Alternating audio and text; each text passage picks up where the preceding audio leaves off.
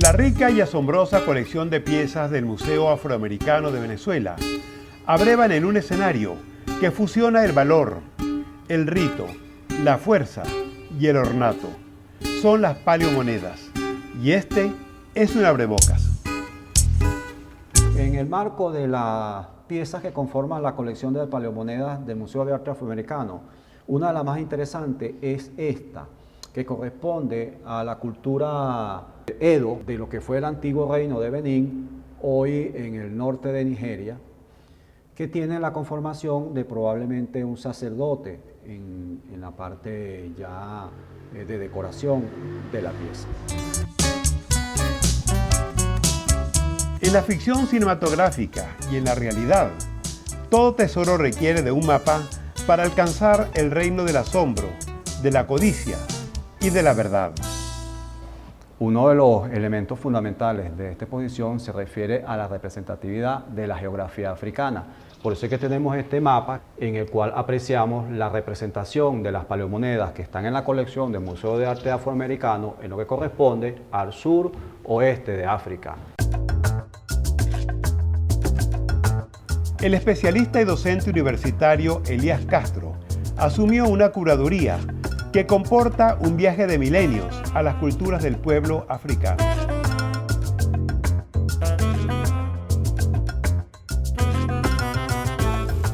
Las manillas están documentadas a partir del siglo X después de Cristo, pero adquieren reimpulso a partir del siglo XV con la llegada de los portugueses, porque los africanos le daban mucho valor a esta moneda. De hecho, tenía tanta importancia, por ejemplo, en el caso de Nigeria, que hasta 1948 estuvo vigente esta moneda en ese país. Una vez siendo prohibida, precisamente porque se introdujo el papel moneda y la moneda tal como nosotros la conocemos en Occidente, fueron prohibidas y fueron recogidas 30 millones de piezas. La manilla era la moneda por excelencia en la trata de esclavos, en el comercio internacional de esclavos, y en ese sentido los portugueses tuvieron un rol muy importante porque ellos reimpulsaron el uso de esta moneda en África justamente para este comercio. Y llegó a tal desarrollo en ese sentido que incluso en Inglaterra también se hicieron manillas con las cuales los europeos importaron esclavos. Las manillas eran especie de lo que nosotros llamamos pulseras, que bajo esa forma básica recibió diseños y tratamientos de diferentes naturalezas y con diferentes materiales, con diferentes tratamientos decorativos, tratamientos que pueden ser formas de animales o formas vegetales o simplemente juegos abstractos. Esto es un tipo de moneda específico, es decir, tiene un diseño de carácter más o menos abstracto, pero cuyo uso es estrictamente de moneda. Fíjense, esta pesa 5 kilos, esta pesa 3 kilos, esta pesa 1 kilo. Entonces, ellas tienen diferentes tamaños, diferentes pesos y, por supuesto, mientras más grande y más pesada es la moneda, es de mayor valor. Esta es la del rey, esta es la llamada de la reina, que son las monedas más grandes y se utilizaba en el matrimonio, así como parte del pago que hacía la familia del novio a la familia de la novia.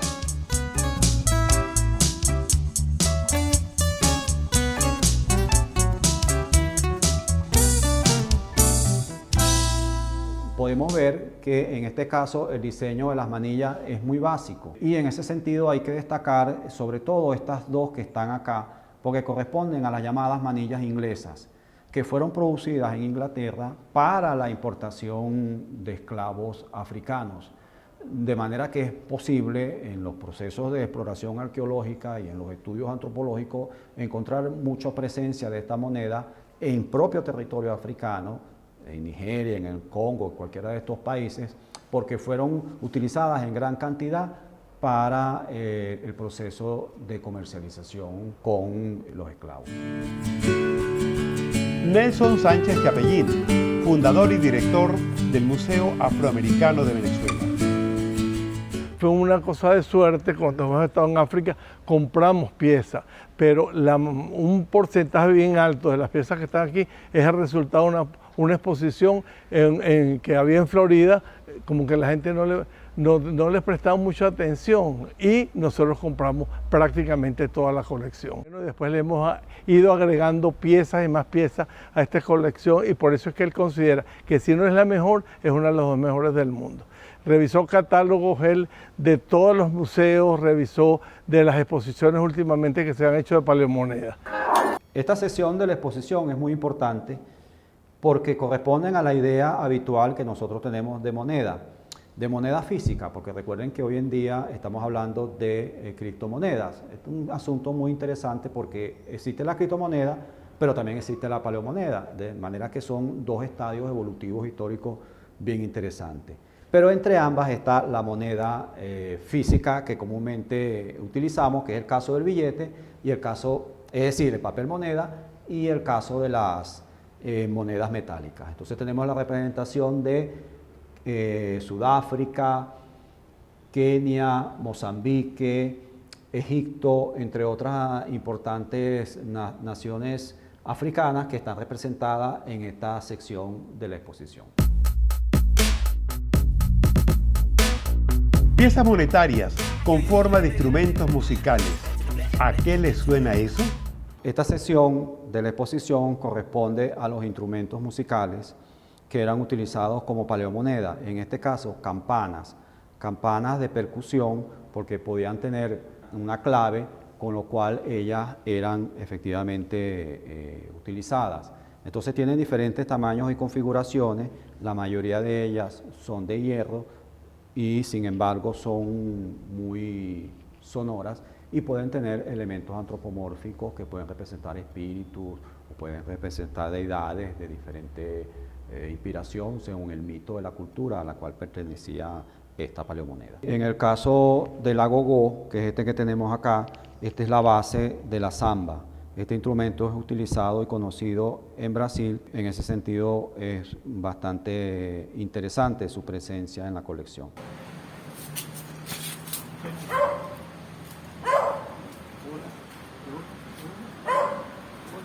Este brioso representante del reino animal y ahora inquieto huésped del Museo Afroamericano no oculta su inquietud ancestral, que definitivamente lo emparenta con las paleomonedas.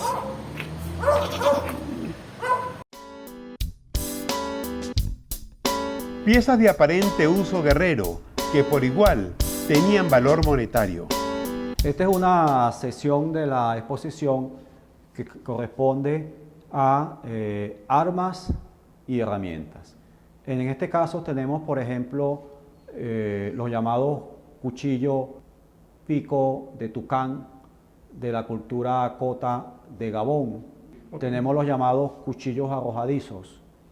Tenemos, por ejemplo, el cuchillo arrojadizo tipo Senghese, que corresponde a Camerún. Estas eran armas muy interesantes porque eran utilizadas por los africanos contra la caballería. Solían lanzarlas en grupos, generando un ruido que buscaba afectar psicológicamente al combatiente, y si el combatiente venía a caballo, la idea de estas armas era cortar las patas de los caballos. También tenemos piezas o herramientas ceremoniales, como el caso de estas hoces, muchas de ellas involucradas con el proceso de fertilización de la tierra o involucradas en los procesos de celebración, por ejemplo, del éxito de la cosecha.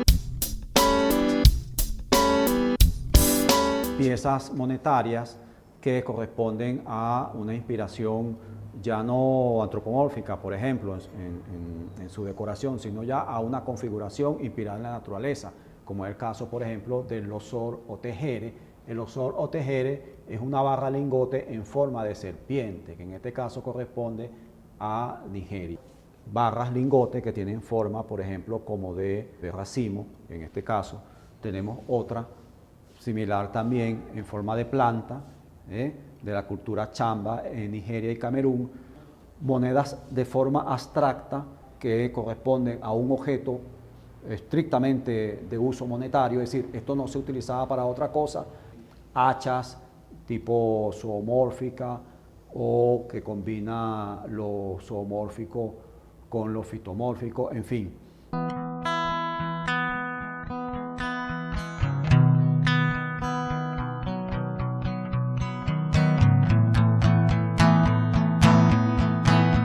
El Neguebele, que es la cultura topoque del Congo, utilizaban estas piezas de gran tamaño y muy pesadas precisamente para que no tuvieran mucha movilidad. Sin embargo, tenemos abundancia de puntas de flechas, lanzas, tenemos también lanzas con configuraciones antropomórficas, en fin, una variedad muy rica de posibilidades de desarrollo de la paleomoneda, como todos podemos apreciar.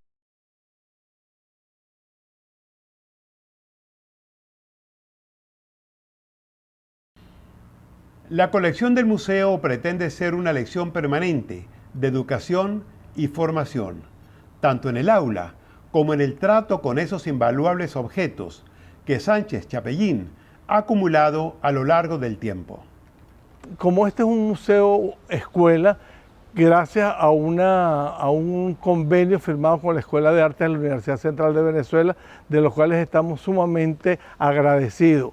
Y hay que hacer un agradecimiento realmente a Alice Smith, que con ese entusiasmo que tiene ella, bueno, está enloquecida con el Museo de Arte Afroamericano, y estamos ahorita en una gestión de un convenio también con la Universidad del Zulia, que de repente se hace también en el Zulia y se hace también en la Universidad de los Andes.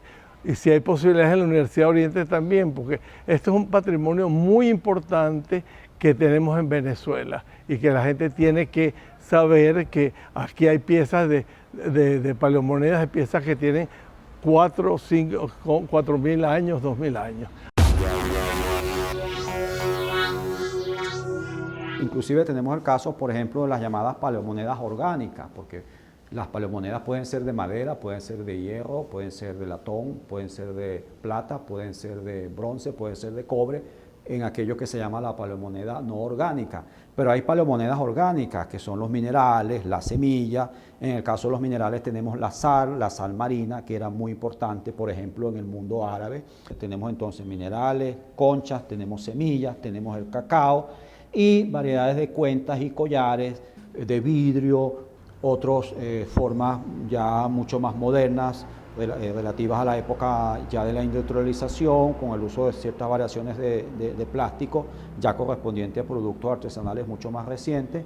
Y tenemos aquí en general una pequeña escenificación de lo que sería un comerciante de un país africano, además con sus collares, que también configuran, por supuesto, un muy importante componente de la paleomoneda. El collar fue amplísimamente utilizado, e incluso los europeos, así como hicieron manillas para comercializar con los africanos, también hicieron muchos collares con materiales industriales, pasta de vidrio, etcétera, para intercambiar productos con ellos.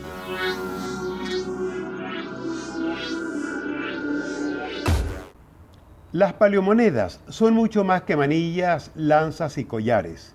Mucho más, sí señor. Pues hasta un inquieto caprino puede resultarnos de enorme valor en la antigüedad, como transacción comercial o dote de matrimonio.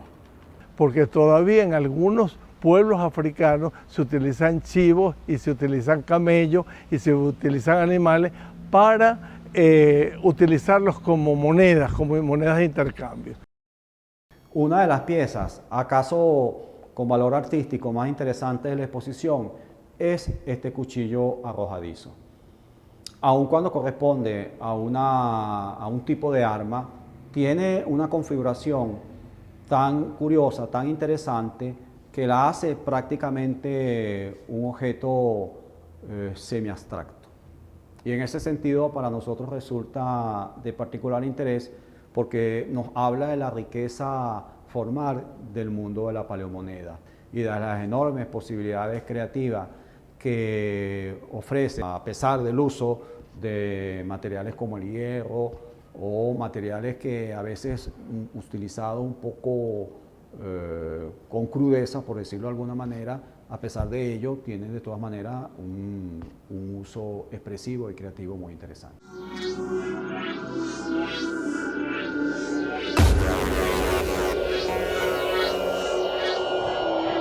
Este collar es una muestra de las paleomonedas cuyo peso hacía necesario recurrir a animales para su traslado. Este collar en particular está conformado por cuentas hechas todas de bronce, tallada, muy rica, muy hermosa, pesa 25 kilos y hemos hecho algunas pruebas y si bien es cierto que una persona se la puede colocar, no tiene funcionalidad.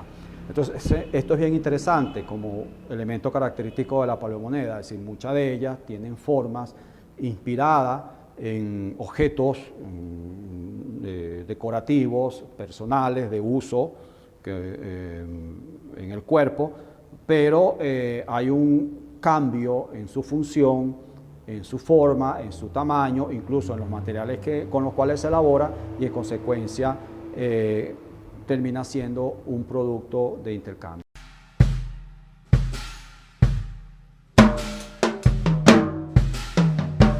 Es interesante destacar la presencia de tobilleras como recurso monetario también.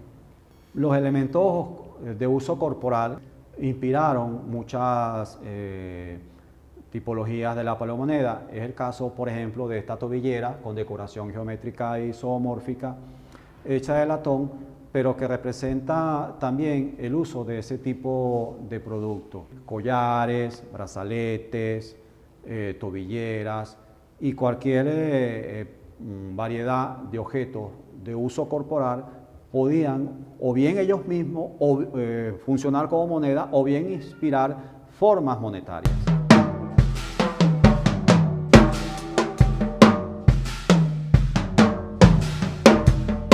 Sí, hay países que son recurrentes en la colección y que son hasta cierto punto muy bien representados. Nigeria está muy bien representado. Lo tenemos hacia esta parte del mapa. Tenemos el caso del Congo, también está muy bien representado. Incluso hay unas cuantas obras de Camerún, alguna obra de Gabón. También hay obras de una costa que fue muy importante por la labor de los portugueses, que es el tema, por ejemplo, Costa de Marfil, el tema de Ghana, Burkina Faso.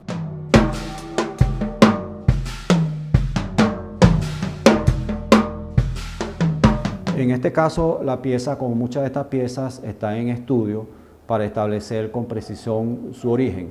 Pero sí sabemos que en el caso, por ejemplo, de Etiopía, estas monedas efectivamente eran reunidas y fundidas para hacer cruces de plata. Y en ese sentido podemos establecer probablemente que se trate de una moneda del noreste de África. Y de hecho es la única manilla de plata dentro de la colección y es de un valor extraordinario porque esta fue producida seguramente con una moneda austríaca de finales del siglo XVIII, la cual los africanos reunían, fundían y a partir de ella reelaboraban piezas. Por eso hemos establecido la datación de esta pieza después de finales del siglo XVIII, que es cuando se produjo esa moneda austríaca hecha de plata.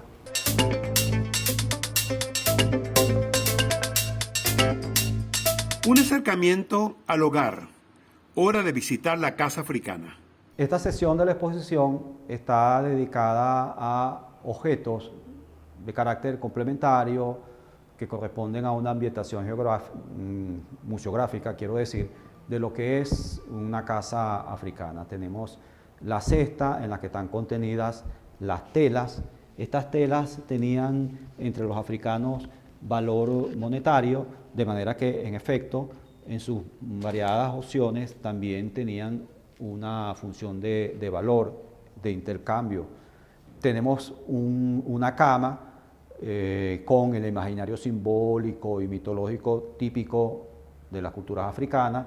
Tenemos un trono y todo ello va precisamente con un sentido de ambientación y complemento museográfico. Pero quiero destacar este colgante ceremonial. Evidentemente esto ya no corresponde a la tipología de la manilla, ya corresponde a un colgante para inducir la fertilidad, que tiene un gran valor antropológico y arqueológico porque está configurado justamente con abundantes conchas de cauriz.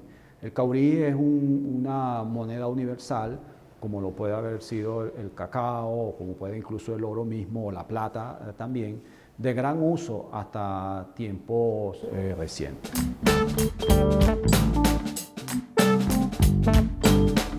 La religión, la música, un escandaloso dolor de siglos, constituyen el legado africano en nuestro continente, que luego el arte se ha ocupado de volcar en obras maestras. Al llegar a estas tierras, ya eran moneda de compra-venta. Esta moneda en doble espiral es muy interesante porque también corresponde a la cultura chamba de Nigeria, muy bien representada en la colección. Y quisiera llamar la atención sobre el valor antropológico de esta pieza, porque esta forma simbólica es recurrente en los pueblos africanos originarios. La hemos encontrado con variaciones de diseño, pero conservando siempre el motivo básico que la configura. También queremos llamar la atención sobre esta pieza. Esta pieza es una moneda brazalete en forma de espiral continuo que corresponde a la cultura Igbo. La cultura Igbo también es de Nigeria. Es una pieza de cobre que noten ustedes que en efecto tiene forma de espiral y además es una pieza que no es de muy fácil manipulación. Llama poderosamente la atención lo similar que es a ciertas piezas inglesas, a ciertas manillas inglesas, de las manillas que se hacían precisamente en ese país.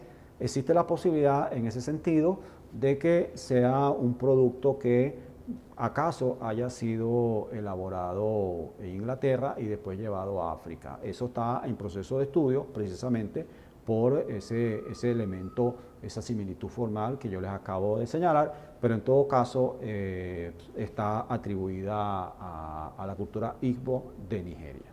Tenemos por ejemplo el caso de esta cuenta de collar que representa Costa de Marfil. Esta manilla representa Burkina Faso. Esta manilla representa Ghana. Esta concha de cauriz proviene de Nigeria. Esta moneda chamba proviene de Nigeria también. Y así sucesivamente vemos cómo los diferentes ejemplos de palomonedas que están representados en estos círculos amarillos están indicados a su vez en una línea negra o en una línea amarilla al país al cual corresponden.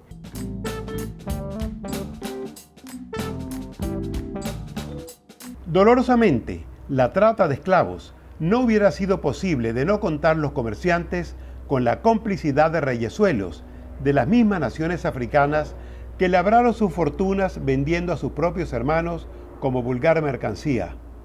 Como para pensarlo.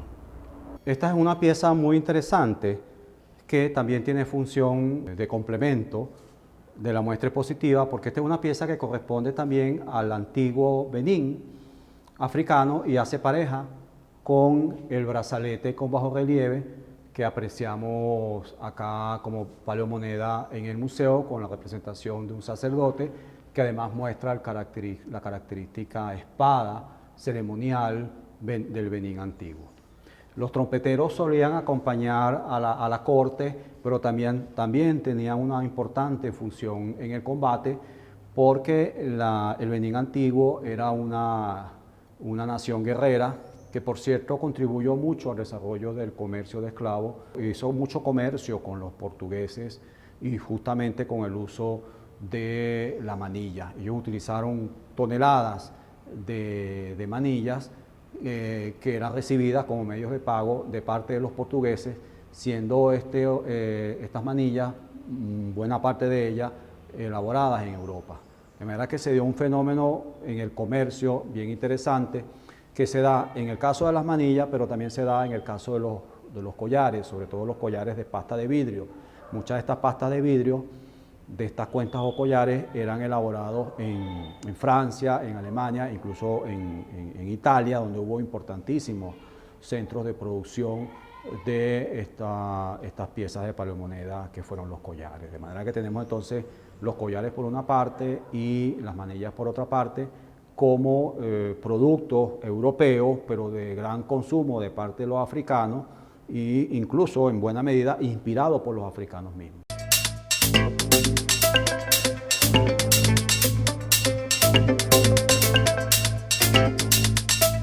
Este es un libro catálogo intitulado Forma y Valor, que nos ha ayudado muchísimo a la identificación de las piezas de esta colección por el trabajo sistemático de catalogación de los diferentes tipos de paleomonedas que existen en el mundo africano y corresponden a una de las mejores colecciones del mundo, que es la colección del Museo de Valladolid, que como hemos señalado en un momento, tiene parangón con la colección venezolana.